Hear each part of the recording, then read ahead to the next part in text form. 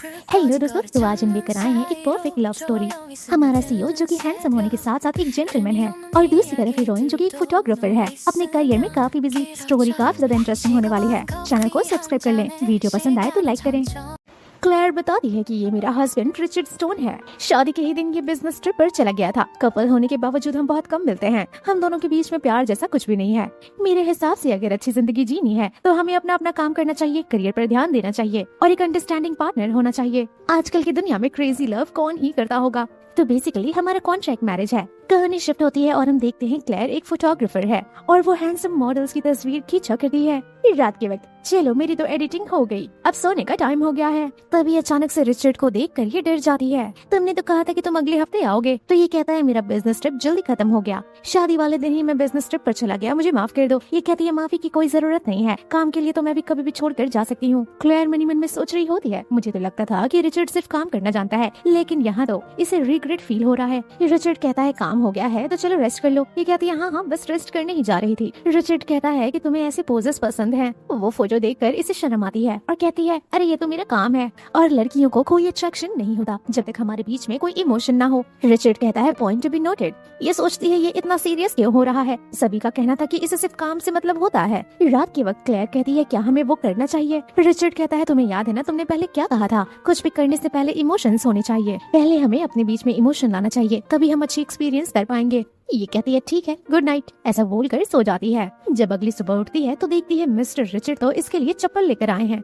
कहती है ठीक है मैं नहा कर मिलती हूँ। नेक्स्ट सीन में रिचर्ड कहते हैं ये अजीब सी स्मेल क्यों आ रही है, बाथरूम में कोई प्रॉब्लम है क्या ड्रेनेज में कोई प्रॉब्लम है, मैं प्लम्बर को बुलाता हूँ। कहती है बाथरूम ठीक है, ये मेरे ब्रेकफास्ट की स्मेल है। फर्मेंटेड बैम्बू ऐसा ही स्मेल करता है, इसकी बदबू बहुत ही तेज होती है लेकिन खाने में बहुत ही डिलीशियस होता है। ये कहता है मुझसे दूर रखो, मुझे ट्राई नहीं करना। ये पूछता है हमें फैमिली से मिलने चलना था। तो ये कहती है डैड तो बिजनेस ट्रिप पर गए हुए हैं, मेरा भाई अब्रॉड में है, फिलहाल के लिए उनसे मिलने की कोई जरूरत नहीं है। जब वो यहाँ अवेलेबल होंगे तो मैं तुम्हें बताऊंगी और हम मिलने चलेंगे। कहता है ठीक है फिर मैं ऑफिस चलता हूँ। जिसके बाद ये बैठकर वो खाना खाती है। कॉल आता है अगर 5 बजे फ्री हो तो जल्दी से आ जाओ। ये अपने साथ रिचर्ड को ले जाने के लिए उसे कॉल करती है, फिर सोचती है नहीं अभी हम इतना क्लोज नहीं है, मुझे रिचर्ड को परेशान नहीं करना चाहिए। तभी रिचर्ड का कॉल आता है और वो पूछता है तूने मिस कॉल किया था। तो ये कहती है हाँ मॉम चाहती है कि हम उनसे दोपहर में मिले। रिचर्ड कहता है हाँ मैं फ्री हूँ, मैं तुम्हें पिक कर लूंगा, साथ में चलेंगे। दूसरी तरफ मिस्टर रिचर्ड अपने असिस्टेंट से बोल रहे होते हैं कि सारी मीटिंग को रिस्केड्यूल कर दो, 4:30 तक मुझे फ्री हो जाना है क्योंकि आज मुझे अपनी मदर इन लॉ से मिलने के लिए जाना है।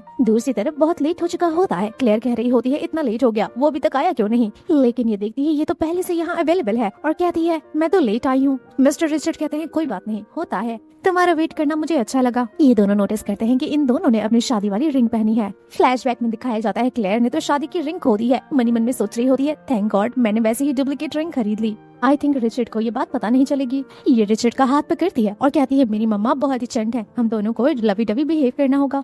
नेक्स्ट सीन में मम्मा कह रही होती है रिचर्ड क्या मेरी बेटी क्लेयर तुम्हारा ख्याल रखती है, तुम्हें पता है ना वो बहुत ही वाइल्ड है, उसे बिल्कुल भी नहीं पता कि एक अच्छी वाइफ कैसे होती है। अगर वो कोई गलती करती है तो उसे माफ करना और उसके साथ रहना। रिचर्ड हाथ पकड़ा हुआ होता है और कहता है कि ऐसी कोई बात नहीं है, ये बहुत ही स्वीट एंड केयरिंग है। मम्मा यहाँ दूसरी बेटी को कह रही होती है तुम अपने आप को देखो, प्रेग्नेंट हो, हर बार मेरे पास दौड़कर चली आती हो, अपने ससुराल वालों के साथ रहा करो, अपने हस्बैंड के साथ रहा करो, लोग हमारे बारे में कैसी बातें बनाएंगे।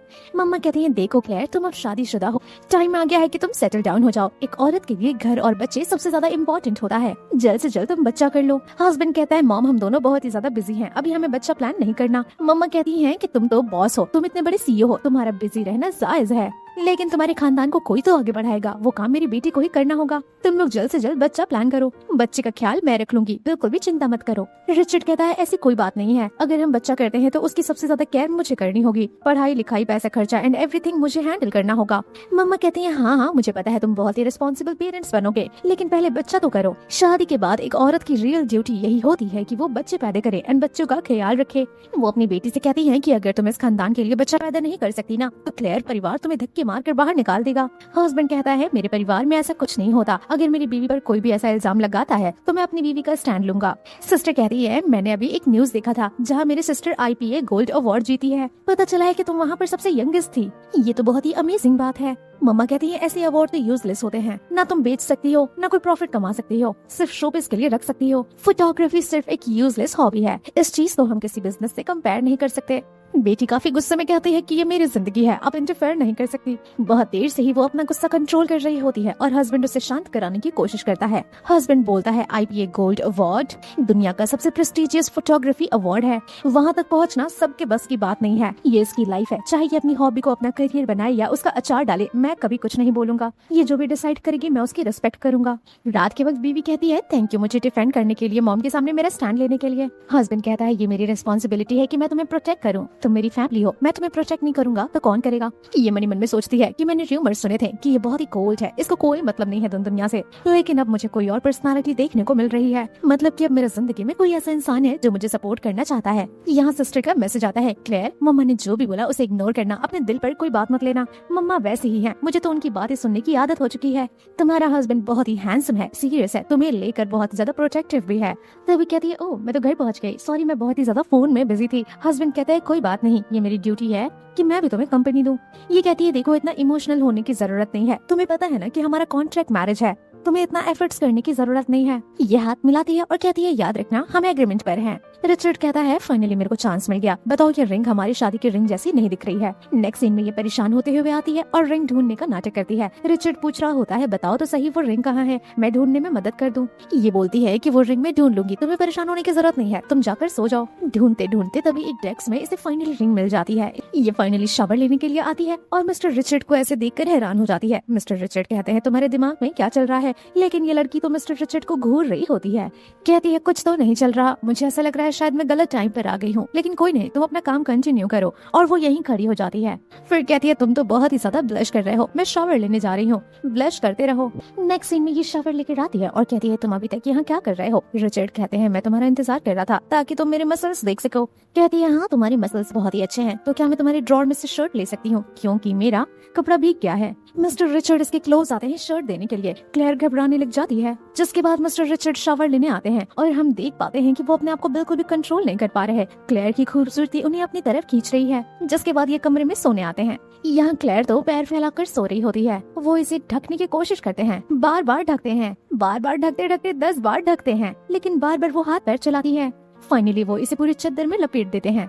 नेक्स्ट मॉर्निंग मिस्टर रिचर्ड पूछते हैं तुम अच्छे से सोई ना। ये कहती है हाँ मैं बहुत अच्छे से सोई। कहती है कल रात मुझे अजीब सा सपना आया, मुझे ऐसा लगा मैं उड़ रही थी और एक प्रीस्ट था जो कि मेरे पीछे ही पड़ गया था। तभी यहाँ पर मेड आती है। कहती है मैडम ये जो पजामाज है ये सर ने आपके लिए ऑर्डर किए हैं, आप ट्राई करिए, अगर साइज अच्छा आता है तो ठीक है, नहीं तो मुझे ऑल्टर करना पड़ेगा।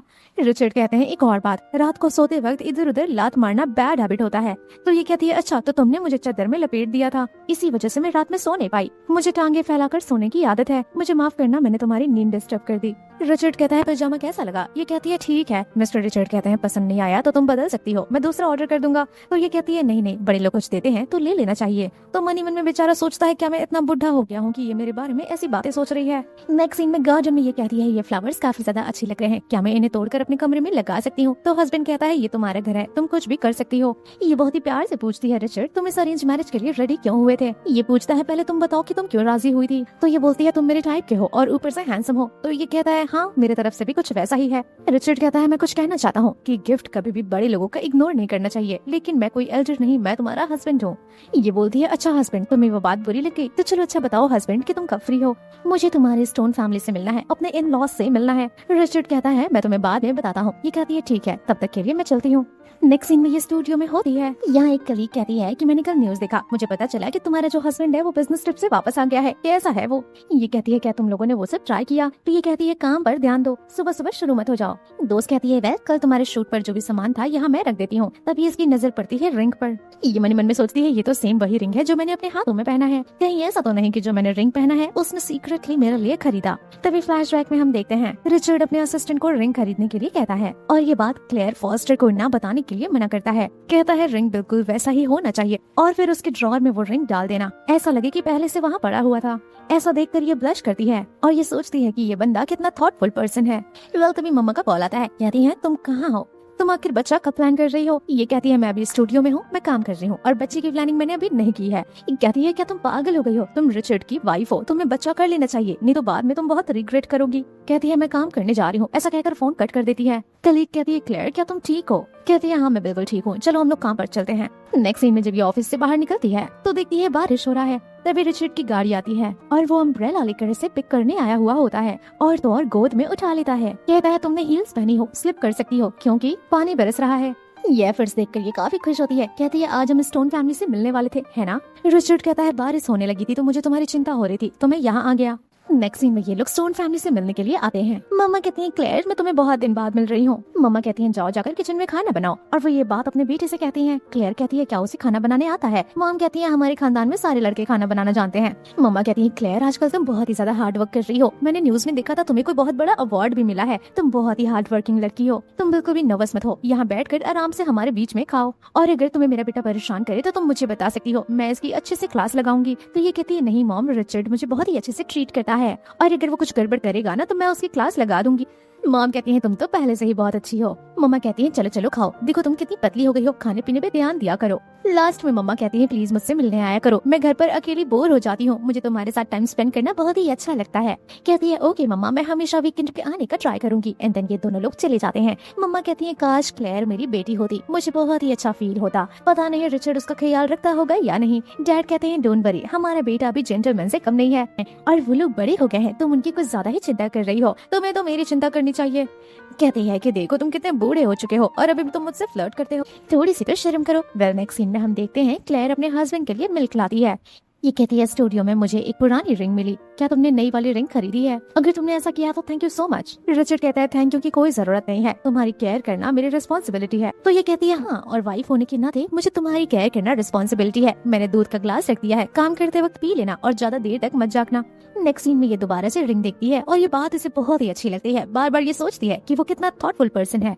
नेक्स्ट मॉर्निंग इसका ब्रेकफास्ट आता है और ये फटाफट से ढेर सारा जंक फूड अपने ब्रेकफास्ट में डालती है। अपने हस्बैंड को कहती है ये लास्ट पैकेट है, अगर तुम्हें ट्राई करना है तो कर सकते हो। ये कहता है देखो ये सब बहुत ही ज्यादा जंक फूड है, तुम्हारी बॉडी पर साइड इफेक्ट्स होंगे, तुम्हें इन सबसे दूर रहना चाहिए। रिचर्ड कहता है कि मैं एक न्यूट्रिशनिस्ट को ढूंढ देता हूँ, जिसके बाद तुम जो भी खाने का मन करे न्यूट्रिशनिस्ट को बता देना, वो टेस्टी वे में बना देगी। नेक्स्ट मॉर्निंग कलीग कहती है कि देखो एक नया कॉन्ट्रैक्ट साइन हुआ है, बहुत ही बड़ी बात है। तो क्लेयर कहती है चलो हम लोग चलकर सेलिब्रेट करते हैं, सब लोगों ने मिलकर बहुत ही हार्ड वर्क किया था। दूसरी तरफ रिचर्ड को मैसेज आता है कि आज स्टूडियो में ही हम लोग डिनर करने वाले हैं, तो मैं घर पर डिनर नहीं करूंगी। रिचर्ड को चिंता होती है कि वो बहुत ही ज्यादा जंक फूड खाती है। मिस्टर रिचर्ड सोचते हैं मुझे इतनी चिंता क्यों हो रही है, कहीं मैं उसे कंट्रोल करने की कोशिश तो नहीं कर रहा। रिचर्ड अपने असिस्टेंट से कहते हैं जाकर हेल्दी स्नैक्स खरीदो। असिस्टेंट कहता है बट आप तो स्नैक्स कभी नहीं खाते। तो ये कहते हैं मेरे लिए नहीं, मेरी वाइफ के लिए। और शॉप में देखना लड़कियों को जो भी चीजें पसंद होती हैं, अगर वैसा कुछ भी मिले तो वो भी खरीद लेना।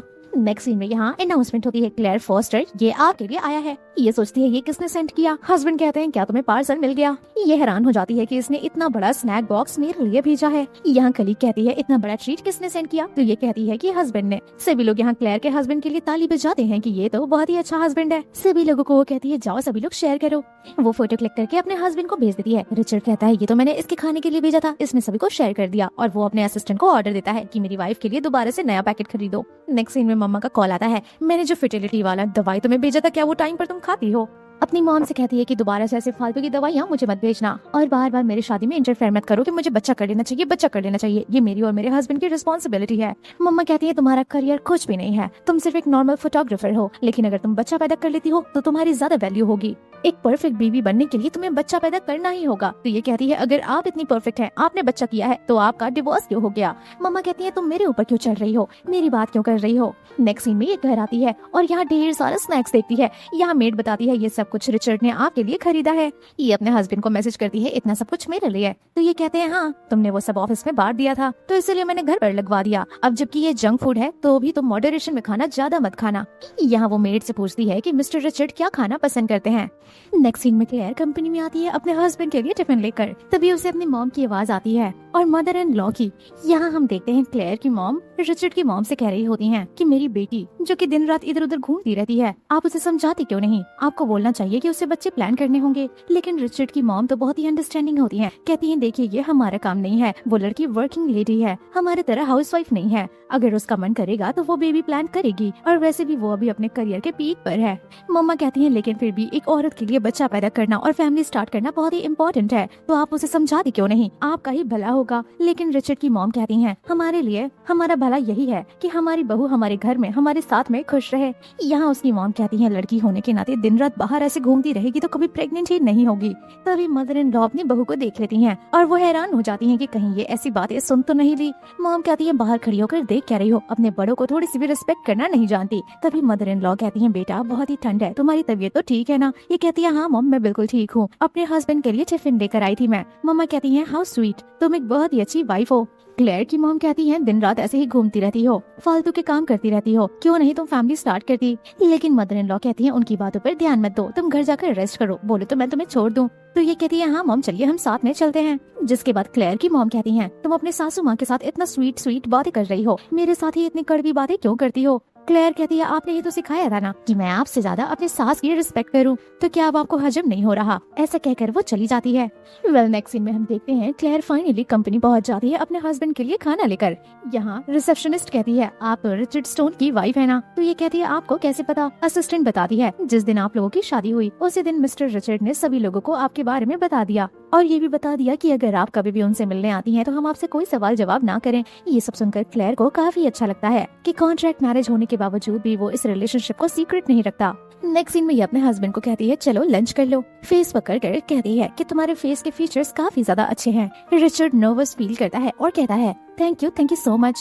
यहाँ ये लंच करता है, ये इसे स्नैक ऑफर करती है। तुमने ये तो कहा था ना कि ये स्नैक के इंग्रेडिएंट्स काफी ज्यादा क्लीन है, तो खाओ। ये सवाल करती है इतनी रात हो चुकी है, क्या अभी भी कुछ लोग यहाँ पर ओवर टाइम करते हैं? तो रिचर्ड बताता है हाँ यहाँ लोग ओवर टाइम करते हैं, जब भी काम होता है लोगों को ओवर टाइम करना पड़ता है और उस चीज का इन लोगों को 6 टाइम ज्यादा पेमेंट मिलता है। ये बोलती है अगर इतने ज्यादा पेमेंट मिलते हैं तो मुझे भी यहाँ पर हायर कर लो। ये कहता है नहीं तुम बहुत ही ज्यादा टैलेंटेड हो, बहुत ही ज्यादा ओवर एजुकेटेड हो, तुम इस जॉब के लिए नहीं बनी हो। तो ये कहती है हाँ वो तो मैं जानती हूँ कि मैं बहुत ही टैलेंटेड हूँ। नेक्स्ट सीन में हम देखते हैं सारे कलीग्स यहाँ क्लेयर को कह रहे होते हैं कि बहुत ही बड़ी प्रॉब्लम हो गई है, सैंपल की साइज में गड़बड़ है। तो ये कहती है कोई नहीं मैं हैंडल करती हूँ। नेक्स्ट सीन में हम देखते हैं कि ये सैंपल लेकर घर आ जाती है और उस चीज को ठीक कर रही होती है। तभी यहाँ पर मिस्टर रिचर्ड आते हैं, इसके हाथों में चड्डी देखते हैं। तो ये कहती है डोंट वरी ये सिर्फ एक सैंपल है, मॉडल पहनकर इसे शूट करवाने वाला है, इसीलिए इसे ठीक करना होगा। ये कहती है इस सैंपल का साइज गड़बड़ है, अगर तुम्हारे पास टाइम है तो क्या तुम मेरे पास आ सकते हो? ये इसके बॉडी पर ही सैंपल चेक करने लग जाती है। कहती है अपना शर्ट ऊपर करो। मिस्टर रिचर्ड अंदर से बहुत ही एम्बैरेस फील कर रहे होते हैं, लेकिन ये सैंपल नंबर चेक करती है और अपना काम करती है। लेकिन तभी मिस्टर रिचर्ड के बट पर स्पैंक करती है। मिस्टर रिचर्ड कहते हैं ये क्या था? तो कहती है सॉरी मुझे माफ कर दो, ये मेरी पुरानी आदत है, मैं अपने डमी के साथ भी ऐसा करती हूँ। रिचर्ड कहते हैं कहीं तुम अपने एम्प्लॉय एंड कलीग के साथ तो ऐसा नहीं करती? तो ये कहती है नहीं मैं ऐसा बिल्कुल नहीं करती हूँ। मनी मन में क्लेयर को काफी एम्बैरेसमेंट फील हो रहा होता है कि मैंने ये क्या कर दिया। रिचर्ड को रेस्ट करने के लिए यहाँ से भगा देती है और ब्लश करने लग जाती है कि उसका बट तो काफी ज्यादा सॉफ्ट है। दूसरी तरफ रिचर्ड जो कि काफी नर्वस और हॉट फील करता है, जिसलिए वो जाकर शावर लेते हैं। नेक्स्ट सीन में ये आते हैं और कहते हैं अगर तुम्हारा काम हो गया हो तो सो जाओ। ये कहती है हाँ मेरा काम बस ऑलमोस्ट हो ही गया है, तुम्हारा साइज थोड़ा बड़ा है तो थोड़ा टाइम लग रहा है। रिचर्ड कहते हैं अगर तुम्हें लगता है मेरा साइज बड़ा है तो क्या तुम देखना पसंद करोगी? क्लेयर मन में सोचती है ये क्या बातें बोल रहा है। अपने आप से कहती है कोई बात नहीं, हमारी तो शादी हो चुकी है, मैं तो देख ही सकती हूँ ना। कॉन्फिडेंटली खड़ी होती है और उसका कपड़ा खोल देती है, लेकिन वो तो चड्डी पहना होता है। रिचर्ड कहता है मेरा कहने का ये मतलब नहीं था, मैंने देखो तुम्हारे टेबल पर सैंपल रख दिया है, उसका हेल्प लेकर तुम परफेक्टली स्टिच कर सकती हो। ये इसे फिर से एम्बैरेसमेंट फील होता है कि हे भगवान मैंने बिना कुछ सोचे समझे इसका कपड़ा खोल दिया, मैं अब कैसे इसे मुंह दिखाऊंगी, कैसे इसे फेस करूंगी, ये न जाने मेरे बारे में क्या सोच रहा होगा। क्लेयर कहती है यहाँ खड़े होकर मेरा मुंह क्यों देख रहे हो? रिचर्ड कहता है यहाँ खड़ा हो ताकि तुम्हें और हेल्प मिल सके। ये कहती है नहीं तुम जाकर सो जाओ, मैं काम करके मैं भी सो जाऊंगी। नेक्स्ट मॉर्निंग सारी कलीग्स कहते हैं तुमने तो बहुत ही अच्छा काम किया है क्लेयर, ये देखो फोटोशूट कितना अच्छा हुआ, वो अंडरवेयर मॉडल को कितना परफेक्टली फिट आया। लेकिन ये तो अपने हस्बैंड के एब्स के बारे में सोच रही होती है। क्लेयर तुम कहाँ खो गई, तुम किसके बारे में सोच रही हो? ये कहती है कुछ भी नहीं, सब लोगों ने बहुत अच्छा काम किया, जाओ सब लोग अब रेस्ट करो। ये मैसेज करती है अपने हस्बैंड को कि हमारा शूट कंप्लीट हो गया, तुम्हारे हेल्प के लिए thank you so much. Husband कहता है थैंक यू की क्या बात है, मैं तुम्हारा हस्बैंड हूँ तो इतना तो कर ही सकता हूँ। वो उसे बातों बातों में हस्बैंड कह देती है। ये देखकर मिस्टर रिचर्ड ब्लश करते हैं। यहाँ कलीग कहता है तुमने देखा बॉस ब्लश कर रहे हैं, कोई तो गड़बड़ है, कहीं ऐसा तो नहीं कि हमने बहुत अच्छा काम कर दिया। वेल नेक्स्ट सीन में हम देखते हैं क्लेयर की दोस्त कहती है ये देखो कल हमने जो फोटोशूट कराया था वो तो बूम कर गया, तुमने बहुत ही अच्छा काम किया है, सभी लोग तुम्हारे फोटोशूट की काफी तारीफ कर रहे हैं, हमें इन्विटेशन लेटर भी मिला है। ये कहती है नहीं तुम लोग जाओ एंजॉय करो। दोस्त कहती है नहीं तुम्हें तो चलना ही पड़ेगा, तुम्हें पता है वहाँ पर बहुत ही बड़े बड़े टाइकून्स आ रहे हैं, बिजनेस टाइकून, हमारे लिए ये एक बहुत ही अच्छा मौका है, हमें ये मौका गंवाना नहीं चाहिए। तो क्लेयर कहती है ठीक है, तुम्हारे कहने पर मैं चल रही हूँ। नेक्स्ट सीन में हम देखते हैं कि ये लोग उसी पार्टी में आती हैं जहाँ पर ढेर सारे बिजनेस टाइकून आए हुए होते हैं। होस्टर कहता है अगर मुझे पता होता कि तुम्हारे जैसी खूबसूरत लड़कियां यहाँ आने वाली हैं, तो मैं ये पार्टी बहुत पहले ही रख देता। ये कहती है मिस्टर शॉ, मैं हूँ डायरेक्टर क्लेयर फोस्टर और मैं हूँ उनकी असिस्टेंट सूफीलीन। ये सूफीलीन का हाथ बहुत गंदे तरीके से टच करता है, जो कि सूफी को बिल्कुल भी अच्छा नहीं लगता। ये सब देखकर क्लेयर रिकॉर्डिंग ऑन कर देती है। ये आदमी कहता है तुम्हें हमारे साथ ड्रिंक करना होगा, वैसे भी तुम लोगों ने बहुत अच्छा काम किया है, ये सब ड्रिंक करो, तुम्हें ज्यादा बात करने की जरूरत नहीं पड़ेगी, मैं सिंपली कॉन्ट्रैक्ट साइन कर दूंगा। क्लेयर कहती है सॉरी बट सूफी ड्रिंक नहीं करती, उसके लिए मैं ड्रिंक करूंगी। ये आदमी कहता है अगर तुम किसी और के लिए ड्रिंक करना चाहती हो तो उसके लिए कुछ रूल्स हैं, एंड ये इसे बड़ा वाला ग्लास देता है। क्लेयर यहाँ पर पूरा ग्लास पी जाती है, जो कि बहुत ही ज्यादा हैवी होता है। ये आदमी कहता है सूफी अगर तुम मेरे साथ ड्रिंक नहीं करोगी तो कम से कम तुम मुझे ग्लास में ड्रिंक तो पोर कर सकती हो। मिस्टर शॉ से टच करते हैं। क्लेयर कहती है प्लीज आप अपने लिमिट में रहिए, आपको नहीं समझ में आ रहा क्या कि आप लिमिट क्रॉस कर रहे हैं। मिस्टर शॉ कहते हैं कि देखो अपने औकात में रहकर बात करो, तुम सिर्फ एक नॉर्मल चीप फोटोग्राफर हो, तुम इस तरीके से मुझसे बात नहीं कर सकती, आखिर अपने आप को समझती क्या हो तुम। मिस्टर शॉ कहते हैं सुनो मेरी बात कान खोलकर सुनो, अगर तुम लोग आज मेरे साथ ड्रिंक नहीं करती हो और अपने आप को टच नहीं करने देती हो तो तुम लोग इस जॉब से हमेशा के लिए हाथ धो दोगी और कभी भी तुम लोगों को कोई जॉब नहीं मिलेगी। तुम्हारा छोटा सा जो स्टूडियो है उसकी भी कहानी हम लोग खत्म कर देंगे। ये कहती है भले ही मैं छोटी फोटोग्राफर हूँ लेकिन हमारे कुछ ईमान है, मैं यहाँ से चलती हूँ, लेकिन ये लोग इन्हें फोर्सफुली रोकने की कोशिश करते हैं। क्लेयर कहती है मिस्टर शॉ अगर आप लोग मुझे अभी यहाँ से नहीं जाने देंगे तो ये रिकॉर्डिंग में पब्लिकली अनाउंस कर दूंगी और पोस्ट कर दूंगी। मुझे पता है कि आप बहुत ही नाम और शौकत वाले इंसान हैं, तो आप तो नहीं चाहते होंगे ना कि आपका नाम खराब हो, अगर चाहते हैं तो बता दीजिए। तभी यहाँ रिचर्ड स्टोन की एंट्री होती है। फिर रिचर्ड स्टोन कहते हैं कि क्या हो रहा है, तो मिस्टर शॉ कहते हैं कुछ नहीं, ये लड़कियां अपने आप को पता नहीं क्या समझती हैं। रिचर्ड कहता है हनी तुम्हें क्या हो गया है, तुम्हें चक्कर क्यों आ रहा है। देन ये बताती है कि ये हम लोगों के साथ फोर्सफुली बदतमीजी कर रहा था, जबरदस्ती ड्रिंक करवा रहा था और टच कर रहा था, मेरे पास रिकॉर्डिंग भी है, मेरे छोटे से स्टूडियो को खत्म करने की धमकी दे रहा था, इससे बोलिए कि ये मेरे कॉलीग से और मुझसे अपोलोजाइज करे। कहता है सॉरी मुझे माफ कर देना, मैं आउट ऑफ कंट्रोल हो गया था, लेकिन सूफी उसे थप्पड़ मारती है। रिचर्ड अपने असिस्टेंट से कहता है कि इस आदमी के ऊपर ध्यान रखो, आज के बाद ये जो भी पोजीशन पर काम कर रहा है वहाँ से इसे हटा दो, जिसके बाद ये अपनी बीवी को लेकर यहाँ से चले जाते हैं। नेक्स्ट सीन में हम कार में देखते हैं क्लेयर काफी नशे में होती है। कहती है Richard thank you so much, तुम सही टाइम पर आ गए। रिचर्ड कहता है कि मैं तुम्हारा हस्बैंड हूँ, मेरा आना तो बनता है। कहती है मुझे बहुत ही चक्कर आ रहा है, अच्छी अच्छी नींद भी आ रही है, प्लीज मुझे तुम्हारे शोल्डर पर सोने दो। ये लोग घर पहुँच जाते हैं। रिचर्ड कहता है चलो। क्लेयर कहती है मुझे नहीं चलना, तो ये इसे गोद में उठाकर लेकर जाते हैं, जिसके बाद हम देखते हैं क्लेयर रिचर्ड को किस करने की कोशिश करती है। तभी असिस्टेंट आती है और कहती है सर ये रहा हैंगओवर सूप, और रिचर्ड अपने हाथों से इसे हैंगओवर सूप पिलाते हैं। ये कहती है प्लीज मेरे ड्रेस खोल दो, मुझे बहुत ही गर्मी लग रही है, मैं इतना हैवी ड्रेस पहनकर नहीं सो सकती। रिचर्ड इसके ड्रेस को अनजिप करता है और अपने आप को बड़े मुश्किल से कंट्रोल करता है। क्लेयर किस करते हुए कहती है ये रहा तुम्हारा रिवॉर्ड। तभी मेड आ जाती है, कहती है सॉरी सर मैंने कुछ नहीं देखा, लेकिन रिचर्ड कहते हैं मैडम का ड्रेस चेंज करवा दो, और वो बाहर आ जाते हैं और अपनी बीवी के बारे में सोच रहे होते हैं कि वो किस तरीके से रिचर्ड को किस कर रही थी, और दोबारा से जाके शावर लेते हैं क्योंकि बार बार कंट्रोल करना बहुत ही ज्यादा टफ है इनके लिए। नेक्स्ट मॉर्निंग क्लेयर कहती है थैंक यू कल रात के लिए, लेकिन तुम कल कमरे में क्यों नहीं सोए। ये कहता है मुझे काम था और मैं तुम्हें जगाना नहीं चाहता था। ये सोचती है थैंक गॉड ड्रिंक करने के बाद मैंने इसे डराया नहीं। ये कहती है ठीक है मैं ब्रेकफास्ट करने के बाद स्टूडियो जा रही हूँ। ये अपने कलीग से पूछती है क्या चल रहा है, इतने खुश क्यों हो। कलीग कहती है हम लोग बहुत ही ज्यादा अमीर होने वाले हैं, इतने बड़े बड़े कोलैबोरेशंस आए हैं हमें। क्लेयर कहती है लेकिन हम ये कोलैबोरेशन रिजेक्ट करने वाले हैं। एम्प्लॉय कहती है लेकिन क्यों। ये बताती है अगर हम बार बार मेल मॉडल को ही दिखाएंगे और नंगी तस्वीरें ही दिखाएंगे तो हमारा ब्रांड खराब हो जाएगा, हमें सारे किस्म के फोटो शूट करने होंगे, फीमेल्स भी लाने होंगे और एलिगेंट फोटोज भी क्लिक करवाने होंगे। पैसे कमाने के बहुत सारे जरिए हैं, सिर्फ यही एक जरिया थोड़ी ना है कि मेल मॉडल को लाओ, बॉडी दिखाओ और पैसे कमाओ। तभी मैसेज आता है रिचर्ड का, अगर तुम फ्री हो तो बताओ, मैं तुम्हें कहीं लेकर जाना चाहता हूँ। एम्प्लॉय कहती है कि तुम लोग हस्बैंड वाइफ हो और अभी भी डेटिंग फेज में हो, बात तो ऐसा करते हो लगता ही नहीं कि तुम लोग ने अभी तक कुछ किया भी होगा।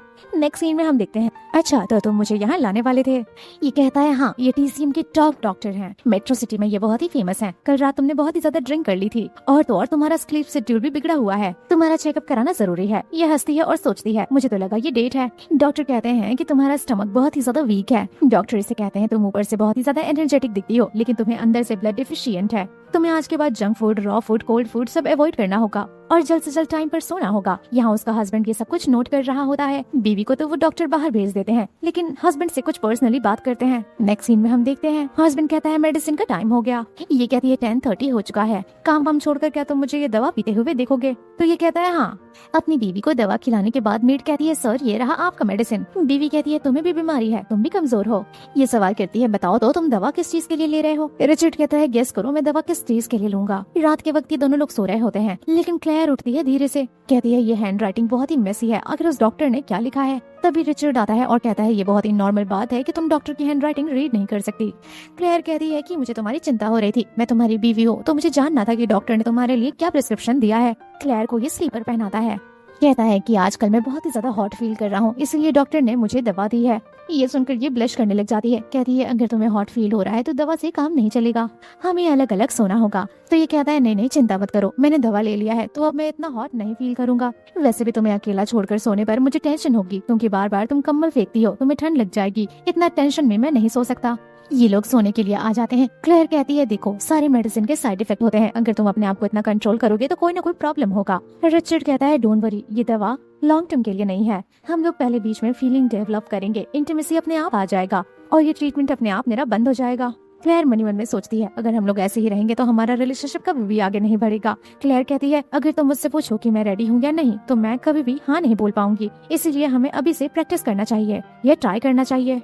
ये कहते हैं हमें क्या ट्राई करना चाहिए, तो ये कहती है रोमांस करने के लिए। ये सुनकर रिचर्ड इसके गाल पर किस कर देते हैं और ये हैरान हो जाती है। रिचर्ड कहते हैं सॉरी मुझे माफ करना, मैंने कुछ ज्यादा ही जल्दी कर दिया। लेकिन क्लेयर फिर इन्हें लिप टू लिप किस करती है। ये कहती है प्लीज ध्यान से करो, तुम किस कर रहे हो या काट रहे हो। तो कहता है मुझे माफ करना, मेरा फर्स्ट टाइम है, तुम्हें थोड़ा कोऑपरेट करना होगा। नेक्स्ट मॉर्निंग ये उठती है और हैरान हो जाती है, कहती है रात में तुम्हें नींद कैसी आई। तो कहता है बहुत अच्छी नींद आई, तुमने भी रात में कम्बल वगैरह नहीं फेंके और लात भी नहीं मारा।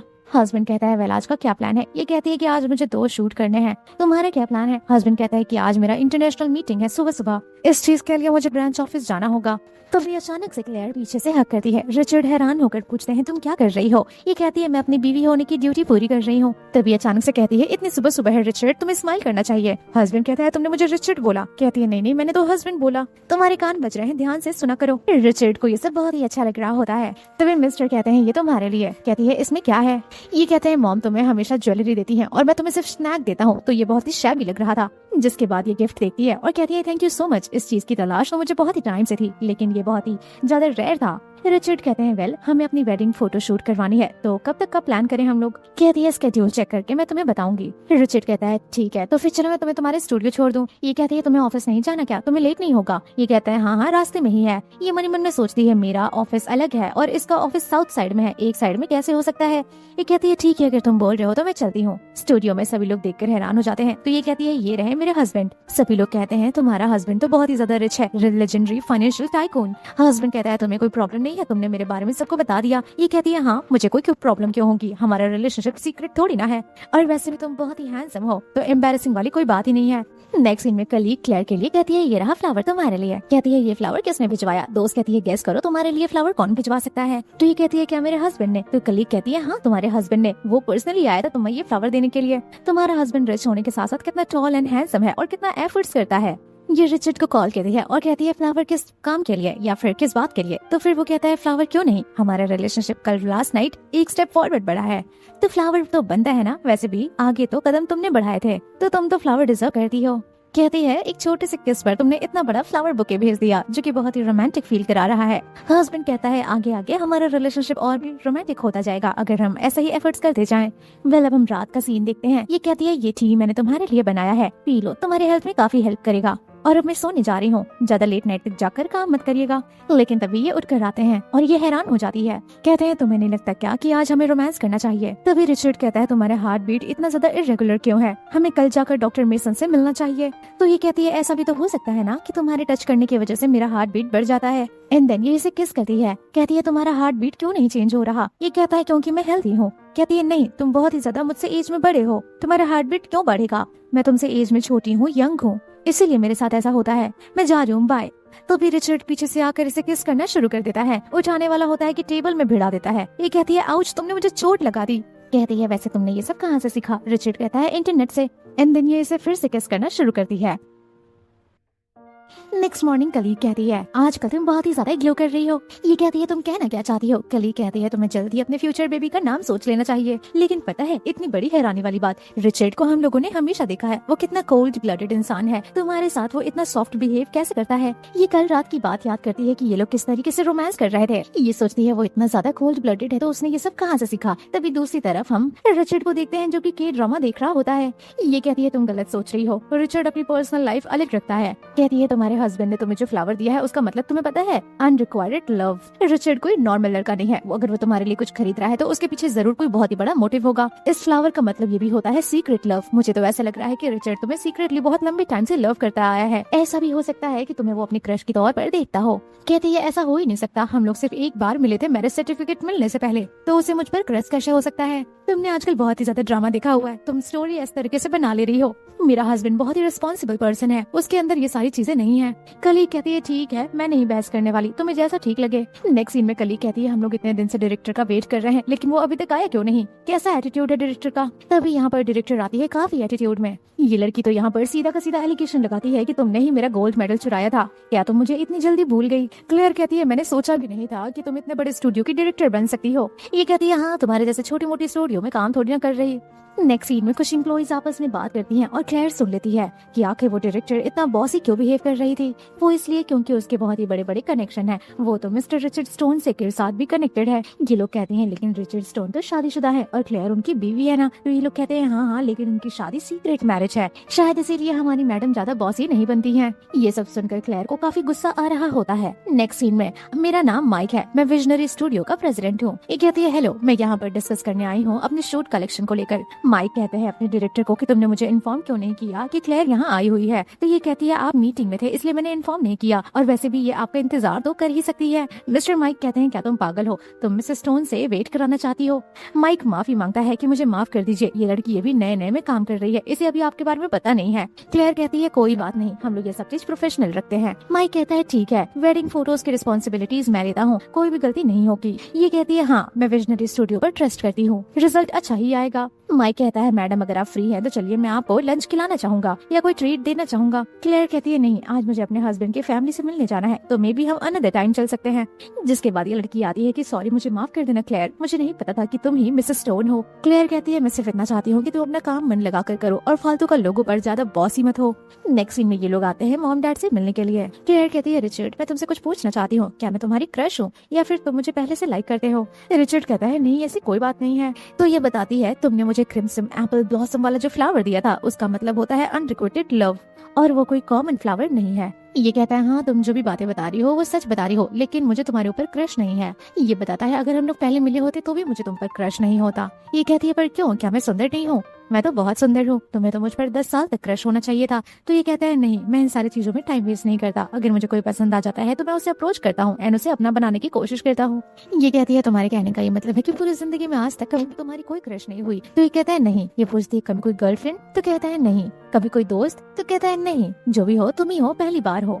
कहती है मैं मान ही नहीं सकती, तुम इतने ज्यादा हैंडसम हो, हाई स्कूल से लेकर अभी तक कोई तुम्हारी गर्लफ्रेंड नहीं बनी, किसी को तुमने डेट नहीं किया, ये तो बहुत ही इम्पॉसिबल है। कहता है देखो ज्यादा ओवर थिंकिंग करने की जरूरत नहीं है, अब तो मैं सिर्फ तुम्हारा ही हूँ, मुझे किसी के पास जाने की जरूरत नहीं है, मुझे कोई क्रश क्रिएट करने की जरूरत नहीं है। कहता है कि तुम इतना ब्लश क्यों करने लगी अचानक से, क्या तुम ठीक हो? वेल तभी यहाँ माइक का कॉल आता है। माइक का कॉल देखकर रिचर्ड कहते हैं क्या आज तुम उस लड़की से मिली? मैं तुम्हें बताने वाला था कि हम लोग हाई स्कूल में साथ में थे लेकिन फिर अलग हो गए। उस लड़की को पता नहीं क्या प्रॉब्लम है, मुझे पता है कि उसने जरूर कुछ उल्टा सीधा बोला होगा, क्या उसी की वजह से तुम ऐसे क्वेश्चंस कर रही थी? ये कहती है नहीं। तभी मॉम डैड कहते हैं कि तुम लोग यहाँ दरवाजे पर क्या कर रहे हो, तुम्हें अंदर आना चाहिए था ना, इतनी ज्यादा बाहर ठंड है। ये कहती है कोई बात नहीं मॉम, देखिए रिचर्ड ने मुझे अपना ब्लेजर दिया है। नेक्स्ट सीन में यहाँ डैड कह रहे होते हैं क्लेयर ये ट्राई करो, ये मैंने बनाया है, बहुत ही स्पाइसी है।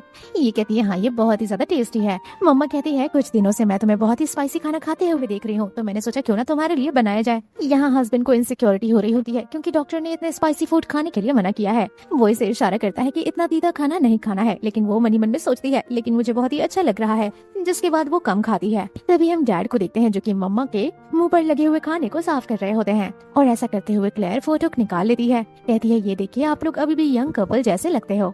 मम्मा कहती है अरे हम लोग बूढ़े हो चुके हैं, कहाँ तुम भी हमें रोमांटिक कपल बोल रही हो? वेल तुम्हें पता है मैंने कमरा रेडी कराया है, तुमको जाकर आज यहीं पर सोना चाहिए। ये लोग यहाँ स्टे करने के लिए राजी हो जाते हैं। नेक्स्ट सीन में हस्बैंड अपने कमरे में आता है, अपनी बीवी को सोता हुआ देखता है। वो उसे बुक हटाता है, पूछता है क्या तुम सो गई हो? 2-3 बार पूछता है। वो किस करने की कोशिश करता है लेकिन वो बहुत गहरे नींद में होती है। यहाँ वो उसके पैर को नोटिस करता है और कहता है ये हमेशा नंगे पांव घूमती रहती है, इसे हॉट बात देने की जरूरत है। जिसके बाद ये गर्म पानी से इसके पैरों को पोंछता है।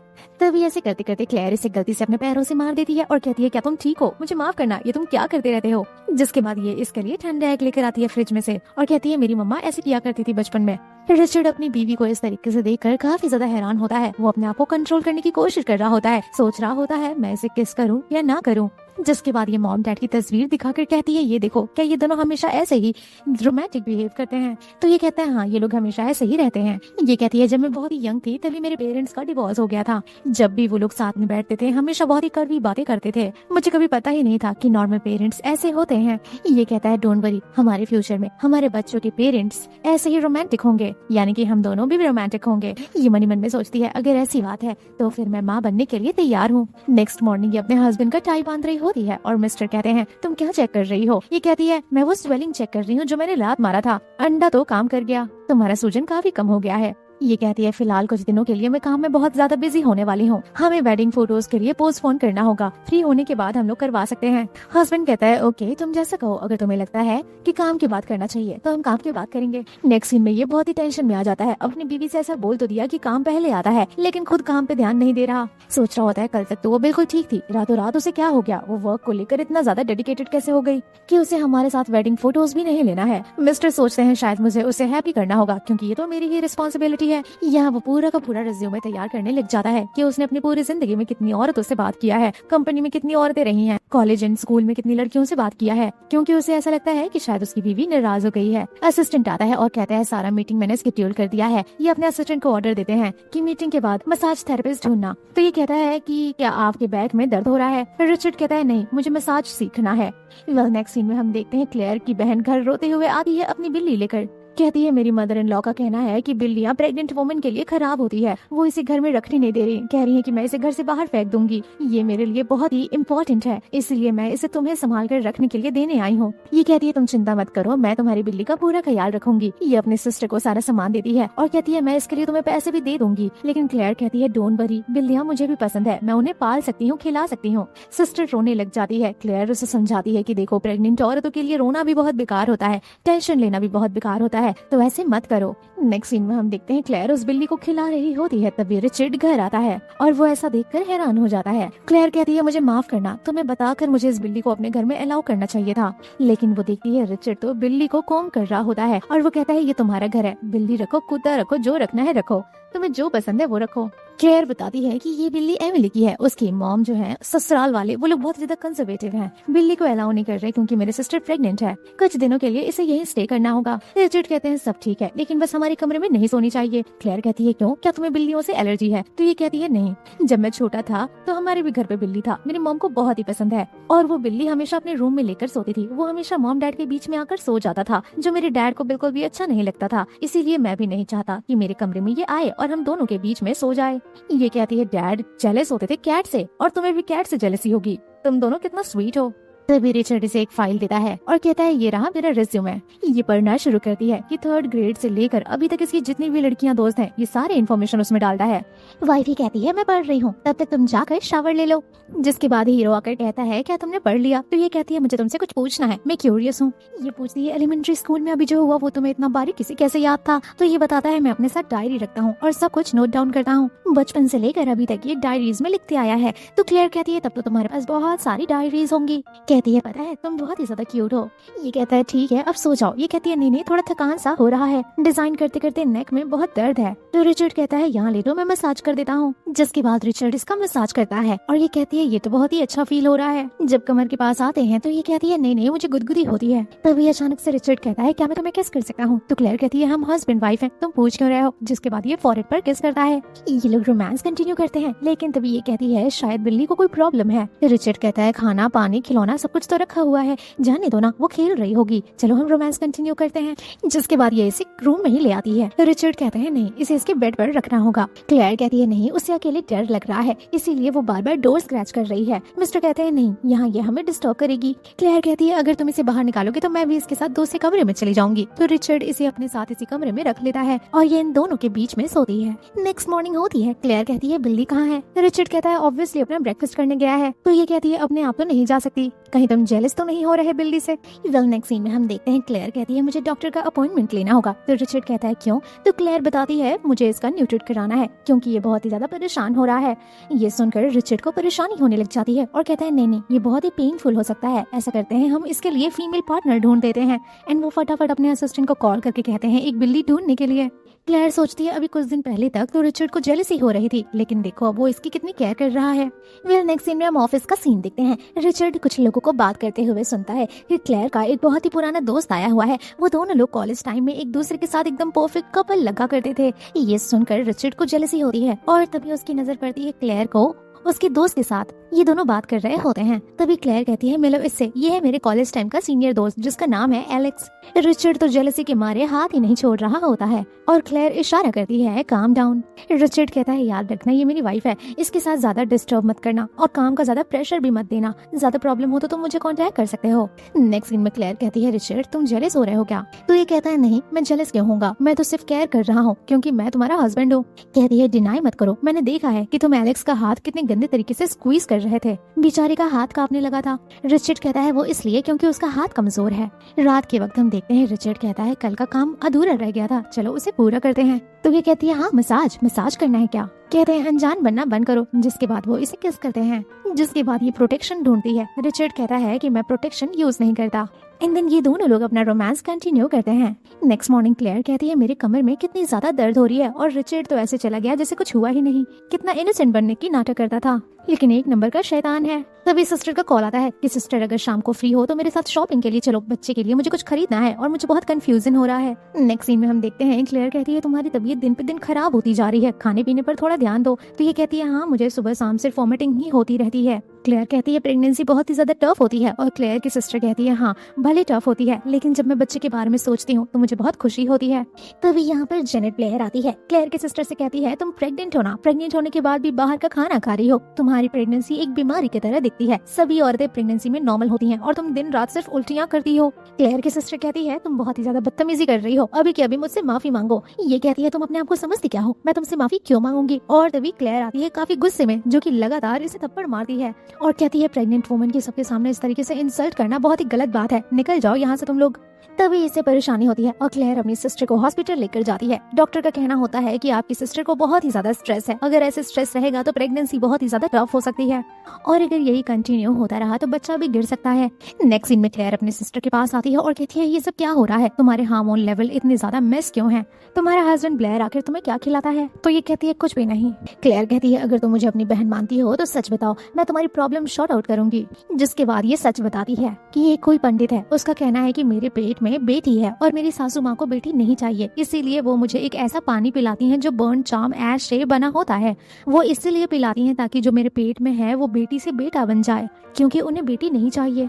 ये कहती है क्या तुम्हारी सासू माँ पागल है, ये 21st सेंचुरी चल रही, कोई इतना घटिया कैसे सोच सकता है। क्लेयर की सिस्टर बोलती है कि मैं पीना नहीं चाहती लेकिन फिर भी मुझे पीना पड़ता है। मेरी सासू माँ नौकरानी लगा देती है ये देखने के लिए कि मैंने वो पानी पूरा खत्म किया या नहीं, और मेरा हस्बैंड काम में इतना बिजी रहता है कि उसे पता तक नहीं चलता कि मेरे साथ ये सब हो रहा है। तभी वो लड़की आ जाती है अपने मॉम को लेकर, कहती है मॉम देखिए इसी लड़की ने मेरे गाल पर थप्पड़ मारा था। यहाँ सासू माँ आती है क्लेयर के ऊपर हाथ उठाने के लिए, लेकिन क्लेयर उनका हाथ पकड़ लेती है। क्लेयर कहती है मेरे ऊपर हाथ उठाने से पहले ये जरूर सोच लीजिएगा कि ये पब्लिक हॉस्पिटल है और तो और यहाँ कैमरा लगे हुए हैं और तो और मैं फोटोग्राफर हूँ, मीडिया में मेरे बहुत कॉन्टेक्ट हैं, तो सोच समझ कर काम कीजिएगा। आपके बारे में मुझे सब पता चल चुका है, आपके ऊपर मैं पूरा का पूरा न्यूज छपवा सकती हूँ कि आप अपनी बहू के साथ क्या कर रही हैं। 21st सेंचुरी में भी आप इतनी घटिया थिंकिंग रखती हैं कि आपको बेटी नहीं चाहिए बल्कि बेटा चाहिए और उल्टी सीधी ड्रिंक पिलाती हैं जबरदस्ती। ये सब करने के बाद आपकी कंपनी का क्या होगा और आप तो जेल चली जाएंगी, तो थोड़ा सोच समझ लीजिए। सासू माँ अपनी बहू से कहती हैं ये मत भूलो कि तुम ब्लेयर परिवार की बहू हो, तुम यहाँ से वापस चलो, न जाने कैसे घटिया लोगों को हमसे बात करने के लिए बोल रही हो। क्लेयर की सिस्टर कहती है मैं वापस नहीं आ रही। सासू माँ कहती है मैं तुम्हारी कोई बकवास नहीं सुनूंगी, चुप शांति से उठो और घर चलो। क्लेयर की सिस्टर कहती है आपको मेरी बातें बकवास लग रही है, आज मेरा मिसकैरेज होने वाला था और आपको मेरी बातें बकवास लग रही हैं। आपकी बेटी पब्लिकली आकर मुझे ह्यूमिलिएट कर रही है और ऐसा घटिया जहर वाला पानी आप लोग मुझे पिलाते हो। क्लेयर की सिस्टर तो ये तक कह देती है कि मैं ब्लेयर परिवार में कभी भी नहीं आने वाली। सासू माँ ये सब सुनकर हैरान हो जाती हैं। क्लेयर कहती है आपने सुन लिया ना, चलिए निकलिए यहाँ से। दूसरी तरफ ये बात पता चल जाती है मिस्टर रिचर्ड को और वो कहते हैं जल्दी चलो, इन लोगों की हिम्मत कैसे हुई मेरी बीवी के साथ ऐसा बहस करने की। दूसरी तरफ हम देखते हैं कि ये आंटी तो क्लेयर की मम्मा के पास आ जाती हैं और कहती हैं कि आपकी बेटी बहुत ही ज्यादा बदतमीज है, पब्लिकली उसने मेरी बेटी को इतना थप्पड़ मारा है, मैंने आज तक अपनी बेटी पे हाथ तक नहीं उठाया। मॉम कहती है माफ करिएगा, मेरी बेटी थोड़ा सा ठीक आ गई है, आने दीजिए, मैं उसकी क्लास लगाती हूँ। तभी क्लेयर घर आती है और मॉम कहती है क्या तुम पागल हो गई हो, तुम ये सब क्या कर रही हो, चलो अभी के अभी इनसे माफी मांगो। तभी यहाँ पर क्लेयर की सासू माँ आ जाती है और कहती है कि बहुत दिन बाद मिल रहे हैं, तुम बहुत ही ज्यादा गुस्से में लग रही हो, कुछ हुआ है क्या। सासू माँ कहती है मैंने सुना है कि मेरी डॉटर इन लॉ किसी पर हाथ उठाई है, लेकिन कोई भी उनके सामने नहीं बोलता। सासू माँ बोलती है मेरी बेटी के हाथ कितने सॉफ्ट हैं, चलो तुम घर चलो, मैं तुम्हें टेस्टी खाना बनाकर खिलाऊंगी। सासू माँ कहती है ठीक है, मेरी बेटी को भेजती हूँ मैं बेटे के साथ चाय बनाने के लिए, और हम यहाँ बड़े लोग बैठकर डिस्कस करेंगे कि क्या मैटर है। वो अपनी बहू को बेटे के साथ किचन में भेज देती हैं। सासू माँ कहती है तो ये तुम्हारी बेटी एलेनोर है, मैंने सुना है कि तुम खुद की डॉटर इन लॉ को फोर्सफुली घटिया पानी पिलाती हो क्योंकि तुम्हें बेटा चाहिए। यहाँ क्लेयर की मॉम तो पूरी गिरगिट बन जाती है और कहती है कि हाँ ये बहुत ही गलत है, तुम लोग अपनी बहू के साथ ऐसा कैसे कर सकती हो, वो भी तो मेरी बेटी जैसी है। दूसरी तरफ रिचर्ड क्लेयर के साथ किचन में कहता है कि मुझे माफ करना, तुम्हें इतना सब कुछ अकेले करना पड़ा, लेकिन तुम चिंता मत करो, मेरी मॉम एक्सपर्ट है ऐसे लोगों के साथ डील करने में, वो बिल्कुल भी नहीं देख सकती कि कोई उनकी बहू के साथ ऐसा करे।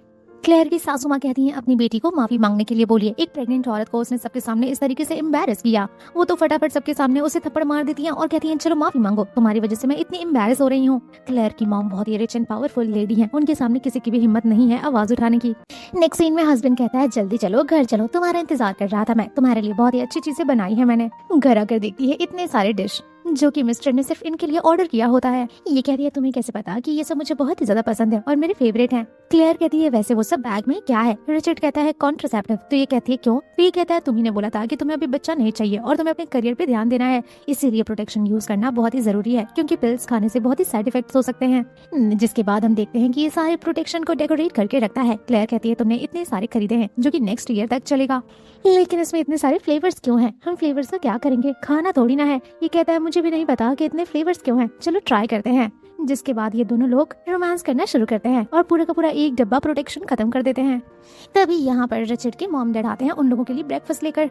डैड कहते हैं तुम लोगों को देखकर ऐसा लग रहा है कि तुम लोगों ने रात में ठीक से सोए नहीं हो। तभी यहाँ पर डिलीवरी आता है। क्लेयर भागती है ये कहकर कि बुक की डिलीवरी होगी। तभी सासू माँ कहती है बहुत बड़ा बॉक्स है, लाओ मैं हेल्प कर दूं। मॉम कहती है बहुत ही बड़ा है, लाओ यहाँ पर खोलते हैं और अरेंज करते हैं। खोलते ही ये लोग देखते हैं कि इतना सारा प्रोटेक्शन। डैड सोचते हैं आखिर मैंने क्या खाकर ऐसे इंसान को पैदा किया, आखिर इतने सारे प्रोटेक्शन तो मैंने पूरी जिंदगी में नहीं यूज किया। मम्मा कहती है मुझे कुछ काम याद आ गया है, शायद मुझे घर चलना चाहिए। और ये दोनों लोग एम्बैरेस होकर यहाँ से भाग जाते हैं। बेचारी क्लेयर तो ब्लश करने लगती है, कहती है कोई बात नहीं, हमारे मम्मा डैडी काफी ज्यादा अंडरस्टैंडिंग है, वो लोग समझेंगे, वो लोग नए जनरेशन के हैं। और इसी के साथ कहानी की हैप्पी एंडिंग हो जाती है। तो हम मिलते हैं आपसे अगली वीडियो में, तब तक के लिए take care, bye bye and thank you for watching.